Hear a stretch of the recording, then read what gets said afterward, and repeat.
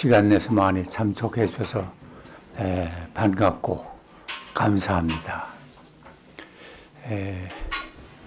이제 이게 목사 노릇 오래 하면요, 눈칫밥을 오래 먹어놔서 남는 건 눈치밖에 없어요. 근데 이제 교회를 하는 걸 봐도 눈치로 잡히는 것도 있다고. 저희 한우랍은 하는데 인간적이다 하는 것도 들어오고요. 참 하나님 중심으로 해보려고 애쓰느나 하는 것도 들어와요. 제가 이렇게 말씀을 나누는 것은 뭐 요새 현대적인 목회 방식에 대해서 말씀하는 건 아니고, 그래서 쉽게 말하면 원리. 원리라는 건 변하지 않잖아요. 그런 그 원리가 어디 있나? 어떤 책에 있는 것보다도 신학서 쪽에는 우리 하나의 지식이지만은 나는 원리를 성경 말씀에서 찾아요. 성경 말씀에 그런 말이죠. 들을 귀 있는 자는 복이 있도다 하는데, 들을 귀를 가지고 이 말씀을 좀 들어보려고 애쓰게 되면 이 말씀이 들려오고 보여요. 그래서 나는 하나의 확신이 있는데, 이 원리대로 하면 목회는 틀림없이 성공해요. 근데 이게 우리가 이 원리대로 하는 게 안 돼서 그러지, 또 꼭 쉬운 건 아니야. 주님 말씀하셨거든요.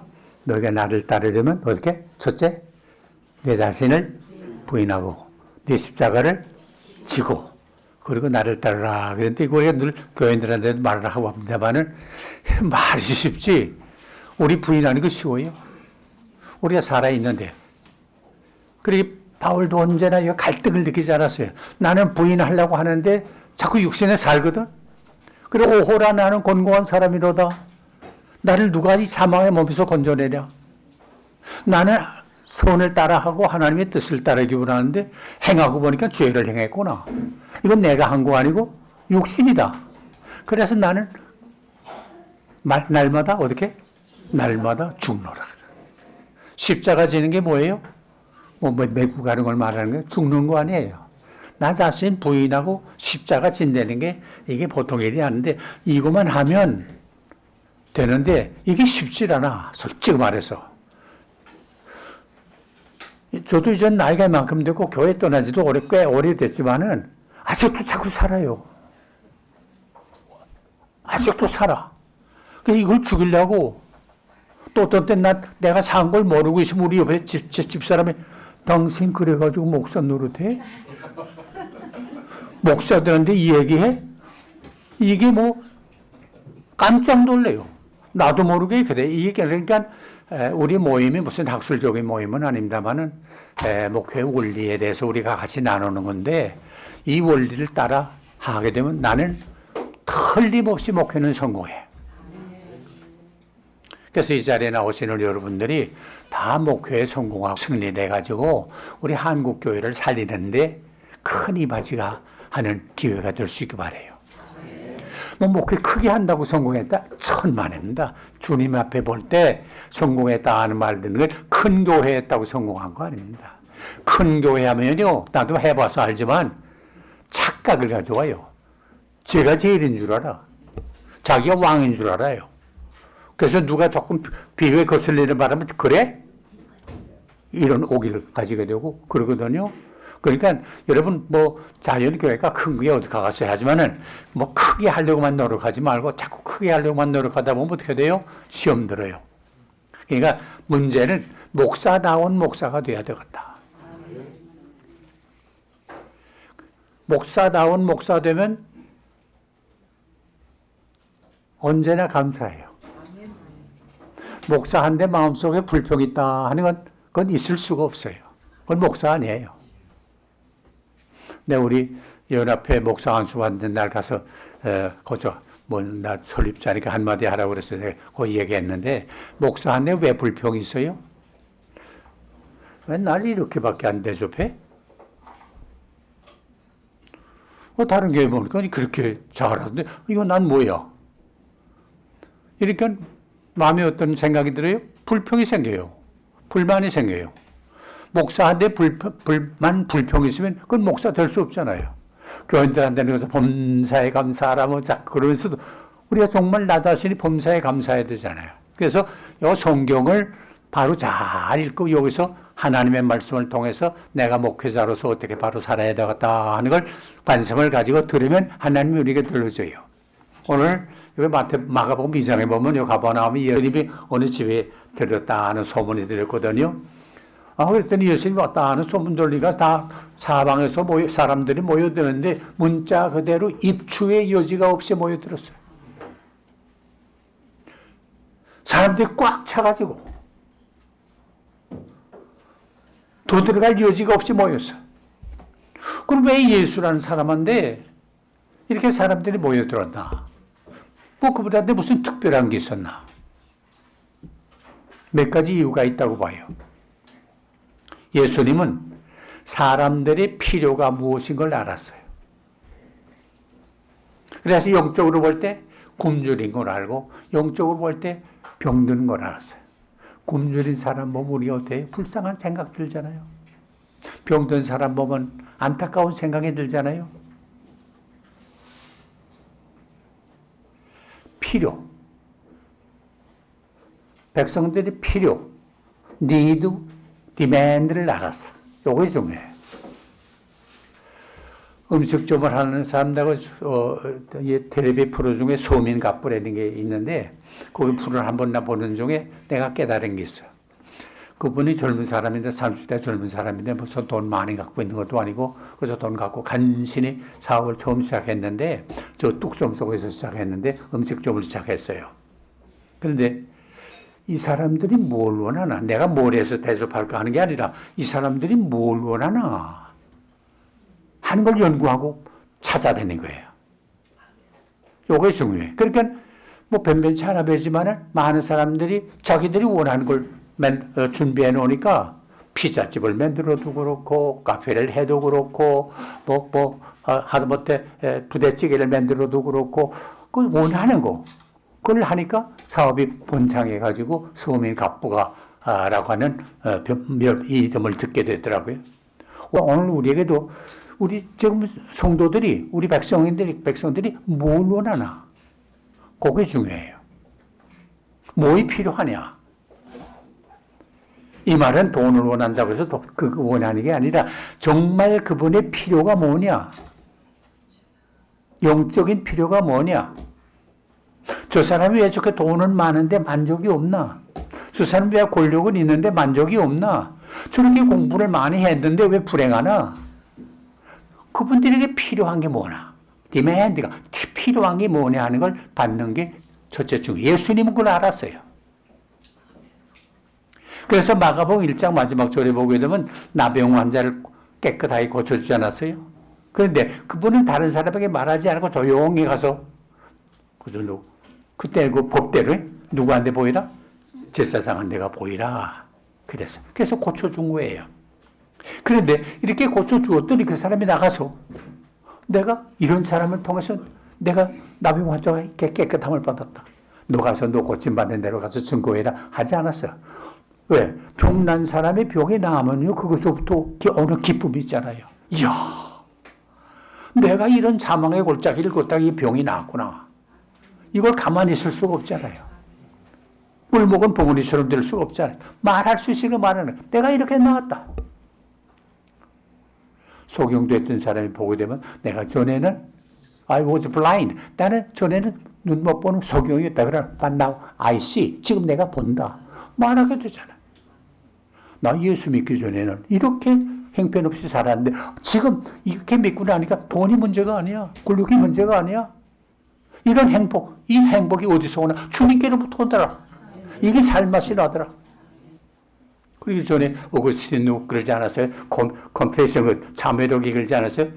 하나님이요, 당신은 당신을 위해서 우리를 지으셨습니다. 그러므로 당신 품에 안기기 전에는 참 만족도 없었습니다. 오거스틴 여러분 아시다시피 뭐 세상적인 거 부족함 없이 인기적 없고요, 뭐 하고 싶은 데 나가지 않았어요.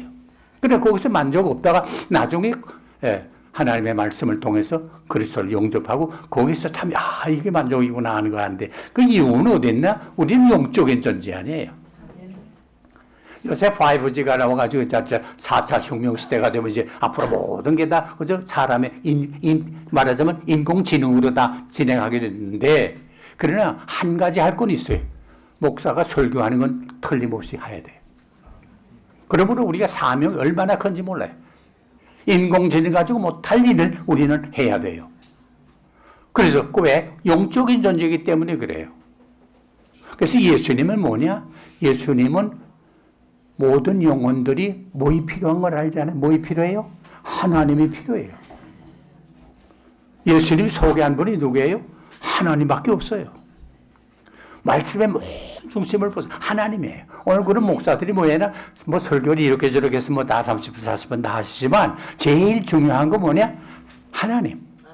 제일 중요한 거 뭐냐? 예수님. 그래서 설교를 통해서 예수님을 볼 수 있고 하나님을 뵐 수 있어야지 제 자랑이나 하고 뭐 제 경험이나 얘기가 그게 중요한 건 아니에요. 예수. 변화산상에 올라가신 베드로, 요한, 야고보 신령한 모습, 예수님의 변화하신 모습을 봤잖아요.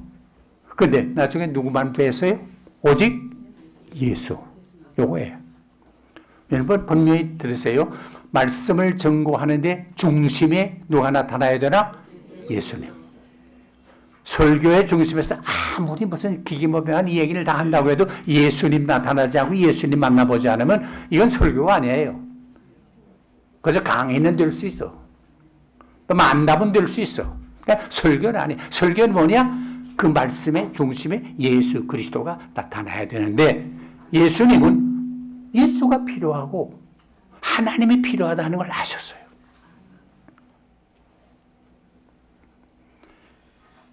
그리고 예수님은 한 사람 한 사람에게 그 영혼에게 관심을 두었어요.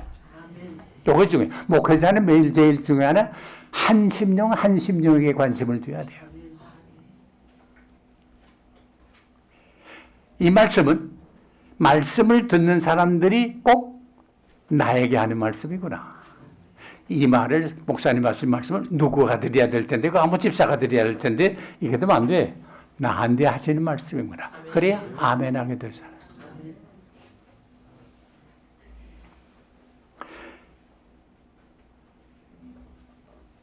그때 사람들은 예수님의 말씀을 들을 때마다 이분은 보통 사람하고는 다르다. 이분은 나에게 무엇을 얻으려고 하는 게 아니고 나에게 무엇을 주려고 하구나 하는 생각을 갖게 됐어요. 보통 사람은 어떻게 해요? 이 사람하고 사귀면 나한테 무슨 유익이 있겠나? 어떤 도움이 되겠나?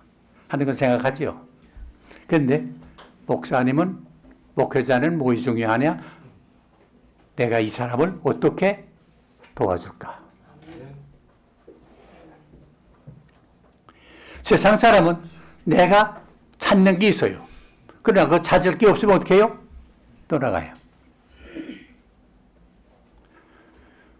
누가복음 15장에 보면 탕자의 비유 여러분 잘 아시잖아요. 그 둘째 아들이 망나니가 돼가지고 아버지한테 미리 유산 달라고 그래가지고 유산 받아가지고 나가서 허랑방탕하고 돈을 물쓰듯 했지. 이 돈을 물쓰듯 하니까 사람들이 따랐죠. 남자들은 형님, 형님 하면서 따르고 여자들은 오빠, 오빠 하면서 따랐지. 근데 이게 뭐 돈을 벌면서 쓰는 게 아니고 그래서 가진 거 다 얼마 안 되는 거고 그거 뭐 돈이 그냥 쓰기 시작하면 벌지 못하고 쓰면 그 바닥나잖아요. 다 바닥나게 된 거 아니에요. 그 돈 쓸 거 없으니까 어떻게 사람들이 그래도 오빠 오빠 하고 형님 형님 이랬어요. 다 돌아갔어요. 남는 건 어디예요? 돼지우리에 갔어요. 비참하게 된 거 아니에요. 이게 세상이에요. 요셉 스크리브라고 한 청년이 있는데 아름답고 상냥한 아가씨와 깊은 사랑에 빠지게 되고 약혼을 하고 행복을 꿈꾸고 앞으로 결혼해서 가정을 이루고 이 꿈을 가지고 있는 약혼자가 그만 불행하게도 물에 빠져 세상을 떠났어요. 알벼락이야.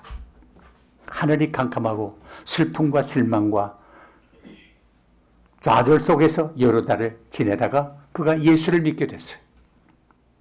그래서 그가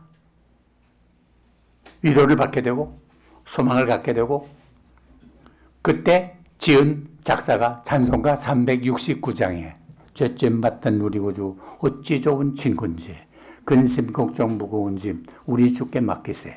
주께 고함 없는 거로 복을 받지 못하네. 사람들이 어찌하여 날 아뢰을 줄을 모를까. 주님을 모시니까 모든 걸 주께 맡겨버리고 소망 가운데 희망 가운데 꿈을 가지고 용감하게 확신을 가지고 살아갈 수 있단 말이에요. 그래요. 예수님은 우리에게 무엇을 얻으려고 하는 분이 아니고 우리에게 필요한 것을 주시기 원하는 분이에요. 그래서 사람들은 예수님에게 관심이 갔어요. 왜 예수님이 계신 곳에는 사람들이 모여들었어요? 예수님의 말씀을 듣기 위해서 모여들었어요. 그 말씀은 세상을 살아가는데 너무너무 중요한 말씀이에요. 마태복음 5장, 6장, 7장이 산상모훈 아니에요? 그 산상모훈을 마친 후에 이렇게 7장 28절, 29절에 그래서 예수께서 이 말씀을 마치심에 무리들이 그 가르침에 놀라니 이는 그 가르치시는 것이 권위 있는 자와 같고 그들의 서기관들과 같지 아니함이로라. 서기관들이 공부를 많이 했어요? 예수님이 공부를 많이 했어요? 서기관들은 박사 아니에요. 그런데 예수님 공부한 사람 아니에요. 뭐 어느 대학 출신이란 없어요. 그러나 그 말씀하는 게 권위가 있어요. 힘이 있어요. 마음을 움직여요. 요게 달라요. 서기관들은 그저 지식을 전달하는 것뿐이고 율법을 설명하는 것뿐이에요. 그러나 이분은 그 말씀에 생명력이 있어요. 우리 성경 말씀이 그렇잖아요. 뭐 다른 책과 우리가 다른 게 없지만 종이 질이 달라요? 다르고 없는데 왜 이 말씀의 생명力, 이 말씀의 사고의 생명, 날선 검과 같아서 우리의 심령과 골수를 쪼개고 찔리잖아요. 해부시키잖아요. 내가 죄인인 걸 깨닫게 해주잖아요. 이게 생명의 말씀 아니에요. 소설책이 아니에요. 철학책이 아니에요. 법률책이 아니에요. 이 생명의 말씀이거든. 생명의 말씀이라는 건 살아있다는 말 아니에요. 살아서 오늘날도 역사하고 있잖아요. 소설책 2번 읽으면 다시 읽을 필요가 없어요. 그러나 이건 100번 읽어도 더 새로운 진리가 나오잖아요. 왜? 생명이 있기 때문에 그래요. 예수님의 말씀에는 생명이 있었어요. 그리고 그 말씀을 듣는데 모든 해답이 생긴 거예요. 실망 중에 있던 사람이 이 주님의 말씀을 들을 때 소망 갖게 된 거예요. 방탕하던 사람이 이 말씀을 들을 때 갈 길을 바로 찾게 된 거예요. 슬퍼하던 사람이 주님의 말씀을 들을 때 위로를 받게 된 거예요. 불만한 불평 중에 있던 사람이 주님의 말씀을 듣고 평화를 누리고 감사하게 된 거예요. 비겁하던 사람이 이 말씀을 들을 때 강하고 담대하게 된 거예요. 의심받은 사람이 이 말씀을 들을 때 확신을 갖게 된 거예요. 오늘 교회 목사님들을 통해서 주시는 말씀을 통해서 이 역사가 일어나야 돼요. 낙생 가운데 있던 사람이 와서 그 말씀을 읽을 때, 들을 때, 내가 새 소망을 가지고 일어나야지. 다시 말하면 이 말씀은 우리에게 모든 해답이 돼야 돼요. 왜 호텔 같은 데 가면 각자가 방을 다 열쇠를 주지 않습니까? 그러나 그 매니저는 무슨 키가 있어요? 마스터 키가 있잖아요. 난 내고밖에 안 되지만 그 마스터 키가 있는 사람은 그저 어느 방에 가나 다 열 수 있잖아요. 예수님 말씀이 바로 그예요. 나는 많은 사람을 통해서 듣지만 각자에게 문제가 다 있는데 그 사람의 문제가 해결이 돼요. 그래서 어떤 역사가 일어나요? 목사님, 내가 그동안 고민하던 게 해결을 보았습니다. 뭐 꼭 패스터럴 카운슬링을 해가지고 상담을 해갖고 해답하는 것이 아니라 하나님의 말씀을 통해서도 이런 해결이 나요. 왜? 하나님의 말씀은 마스터키예요. 모든 문제의 해결이에요. 그래서 제가 아까 말씀드린 대로 목회의 원리도 어디 있어요? 성경 말씀에 있어요. 뭐 다른 데 있는 거 아니에요. 왜 성도들이 주의 전에 모여듭니까? 주의 말씀을 듣기 위해서예요. 그러므로 목자는 한 주간 동안 하나님의 말씀을 듣고 하나님을 대신해서 하나님의 백성을 깨우치는 사명이 우리에게 있어야 돼요. 그렇기 때문에 언제나 우리 자신이 하나님의 말씀을 들어야 돼요. 옛날 선지자들이 어떻게 했어요? 여호와께서 가라사대. 내가 여호와께서 하시는 말씀을 들었습니다. 여호와께서 가라사대. 너희는 이렇게 하라. 자기 말한 거 아니에요. 하나님의 말씀을 드려야 돼. 그러므로 하나님의 말씀을 우리는 어디서 들어요? 성경 말씀을 통해 들어요. 그래서 우리가 성경을 가장 중요하게 여기고 이 말씀을 믿음으로 읽어야 돼요. 복 있는 사람이 어떤 사람이에요? 주야로 하나님의 말씀을 묵상하는 자도 말씀에 젖어 있어야 돼. 이것이 중요해요. 내 후배 목사요, 또 나와 같이 내 부목사로 일하던 윤독수 목사라고 있었습니다. 그분이 그 어디야? 수율인가? 예, 그쪽에 통합적 목사님인데 수율에서 큰 교회를 했어요. 아마 강북에서는 제일 큰 교회일 거예요. 그분이 아주 훌륭한 능력이 있고 그런데 그분이 너무 무리돼가지고 교회도 뭐 3,000명 이상 들어가는 큰 교회를 짓고 그러다가 무리돼가지고 몸의 한쪽이 이제 뭐라고 마비가 됐어요. 그러니까 이제 교인들이 얼마나 참 고마운 거 아니 그분을 위해서 그렇게 많이 기도했어. 우리 목사님 살려달라고. 여름 수양회 때 여름에 수양회들 하잖아요. 여름 수양회 기도 제목이 우리 목사님 회복시켜 주세요 하는 게 기도 제목일 정도로 프라카드를 내걸고 할 정도예요.